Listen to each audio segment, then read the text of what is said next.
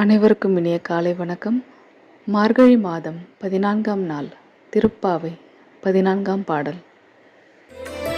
உங்கள் புழக்கடை தோட்டத்து வாழ்வியுள் செங்கழு நீர் வாய் நெகிழ்ந்த ஆம்பல் வாய் கூம்பினக்காள் செங்கல் பொடி கூரை வெண்பல் தவத்தவர் தங்கள் திரு கோயில் சங்கிடுவார்